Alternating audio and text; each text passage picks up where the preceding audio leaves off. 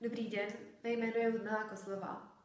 Určitě jste slyšeli o uprchlictví jakožto velmi diskutovaném tématu v médiích, ale setkali jste se někdy s uprchlíkem osobně? Mluvili jste s ním o tom, co ho má za sebou, anebo jak se cítí v jeho nové zemi? Právě tím se zabývala má středoškolská odborná činnost na téma uprchlictví v Německu. Poslední 2 měsíce minulého roku jsem totiž strávila na studijním pobytu v německém Bavorsku a jelikož jsem bydlela v hostelské rodině, která se profesně i dobrovolnicky uprchlíkům věnovala, tak jsem s nimi i já strávila poměrně hodně času. Tím, že jsem je poznala jakožto lidi, jakožto osobnosti, tak mě přirozeně začalo zajímat, co mají za sebou a čím si prochází. A postupem času mi přišlo zajímavé dát tuhle možnost poznat uprchlíky osobně i ostatním. Proto hlavním cílem mé sočky je obohatit společenskou diskuzi o často opomíjenou stranu aktérů téhle problematiky, tedy uprchlíků, což prakticky znamená zmapovat uprchlíky z hlediska sociálních skupin, tedy abychom lépe pochopili, jací lidé se stávají novými německými sousedy a jak mohou teoreticky obohatit nebo co mohou přinést německé společnosti a zároveň analyzovat souvislost německého prostředí a dojmů uprchlíků z něj. Na začátek je důležité definovat první 2 klíčové pojmy, a to je uprchlík a migrant. Uprchlík je člověk, který ze své země utíká z různých důvodů, ale důležité je, že kdyby se chtěl vrátit zpátky, tak mu hrozí nebezpečí smrti. Zatímco migrant může mít velmi podobně závažné důvody ke svému uprchnutí, ale kdyby se vrátil zpátky do své země, tak ho pravděpodobně mu poskytne ochranu, tudíž ta jeho perzekuce nevychází přímo z vlády jeho země. Německo je jednou ze světově nejkoncentrovanějších hostelských zemí. Jenom za minulý rok zaznamenala více než 250 000 podaných žádostí o azyl, z čehož téměř 1/3 tvořili obyvatelé ze Sýrie. Tady je potřeba zmínit, že do této statistiky nebyly započítáni Ukrajinci, protože na to se vztahuje takzvaná dočasná ochrana, při které vůbec nemusí podávat žádost o azyl. Přesouváme se k mé praktické části, která se dělila na 2 části. První z nich byl kvantitativní výzkum, který byl prováděn pomocí dotazníků v Microsoft Forms, který jsem rozeslala klientům neziskové organizace Helferkreis Zollink, na kterou jsem měla právě kontakt díky svému studijnímu pobytu. Zaznamenala jsem 61 odpovědí od respondentů, kteří byli buď klienty té organizace nebo někdo z jejich blízkého okolí. A mé otázky se členily do 3 tematických okruhů, kterými byly původ, cesta a integrace. V rámci každého z nich jsem si zvolila hypotézu, kterou jsem později ověřovala. První z nich zněla, že převažují uprchlíci z vyšší společenské vrstvy. To byla má domněnka, jelikož jsem si říkala, že když bude mít někdo lepší finanční predispozice, tak si zaprvé může už vůbec dovolit jenom přemýšlet o nějaké takhle zásadní životní změně a zároveň si to díky financím může celé dovolit podniknout a projít tím procesem. Ověřovala jsem to na základě otázky, která zněla, jak se vám daří finančně v vaší domovské zemi.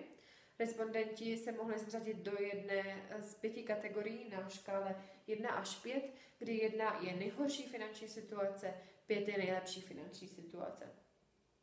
Můžete si všimnout, že nejvíce, tedy celých 52%, dohromady zabírají respondenti, kteří se zařadili do té první a druhé finanční úrovně, což jsou ty 2 nejchudší. Tudíž má hypotéza byla vyvrácena, jelikož více než polovinu tvořili spíše ty chudší respondenti. Tady je potřeba také doplnit, že potom z poznatků z té kvalitativní části jsem zjistila, že ačkoliv ty finance nemusí být rozhodující vůbec pro tu možnost vycestovat, tak při nějaké samozřejmě akutní nebo urgentní situaci jsou naprosto klíčovým faktorem. Druhá hypotéza se také týkala financí, a to, že finanční situace je nepřímo úměrná délce cesty. K ověření této hypotézy jsem zpracovala kontingenční graf, který se skládal ze 2 položených otázek. První z nich na ose Y v těch barevných škálách je finanční úroveň, kdy opět 1 jakožto červená je nejhorší, 5 jakožto tmavě zelená je nejlepší. A na ose X vidíme časový úsek cesty, tedy jak dlouho trvala uprchlíkům cesta z jejich domovské země až do Německa. Nejdále ode mě je kategorie 1 až 7 dní, to je ten nejkratší časový úsek, A nejblíže u mě jsou respondenti, kteří cestovali do Německa 1 rok a více. Na první pohled si můžeme všimnout, že ta 4. finanční kategorie je 100% zastoupená v nejkratším časovém úseku a zároveň v úsecích nad 7 měsíců a více není nikdo ze 4. a 5., tedy těch nejlepších finančních úrovních. To by napovídalo potvrzení mé hypotézy, ale vyhodnotila jsem, že na základě neúplné jednoznačnosti ostatního rozložení těch skupin tato hypotéza není ani přijata, ani vyvrácena. Nakonec jsem ověřovala, jestli psychický stav uprchlíků je významně ovlivněn jejich pocitem přijetí německou veřejností. Opět jsem využila kontingenčního grafu, kdy na ose Y vidíme opět barevnou škálu, která se naopak ptala na psychický stav, kdy červená jednička je nejhorší a zelená 5 je nejlepší psychický pocit v rámci pobytu v Německu. A na ose X vidíme opět od 1 do 5, ale to, jak se uprchlíci cítí akceptování německou společností. V tomto případě si na první pohled můžeme všimnout, že v každé z těch číselných kategorií si ty 2 škály odpovídají. Uvedu příklad, třeba v té úrovni 5 vidíme, že to jsou ty, kteří se cítí nejlépe akceptováni a zároveň největší část z nich se cítí nejlépe i psychicky. A taky to skoro ve všech kategoriích, tudíž tyto 2 škály, tyto 2 parametry jsou si přímo úměrné a má hypotéza byla potvrzena. Zajímavé je i to, že celých 72% respondentů se řadilo do 2 nejlépe akceptovaných skupin, což velmi dobře vypovídá o německé společnosti, ale už určitě musím zmínit, že jde o respondenty, kteří využívají služeb té zmíněné organizace, která napomáhá té integraci. Takže možná je to trochu zkresleno tím, ale minimálně by to vypovídalo o tom, že jejich záměry jsou naplněny. Druhá část byl kvalitativní výzkum, který se podobal 4 polostrukturovaným rozhovorům. Vybrala jsem si ty nejaktivnější a německy nejschopnější uprchlíky, které jsem za svůj pobyt potkala. Samozřejmě všechny rozhovory byly v němčině, takže to je cizí jazyk pro obě strany, ale myslím si, že i přesto mají velmi cennou a vysokou vypovídající hodnotu. Mým cílem bylo podrobněji vyzjistit příběhy o uprchnutí a také lépe popsat dojmy z uprchlického života v Německu. Tady je přehled mých respondentů. Nejmladší z nich byla 22letá vysokoškolská studentka z Iránu Nasrin. Ta pocházela z velmi bohaté rodiny. Běžnou vzdělanou rodinu s dítětem zastupoval ukrajinský pár Mariam a Ido. Také jsem mluvila s dcerou afgánského poslance Šévou a nevzdělanou chudší třídu zastupoval Abbas, který pocházel z Afghánistánu a postupem času z Iránu. Vybrala jsem ty nejzajímavější výňatky z jednotlivých kategorií.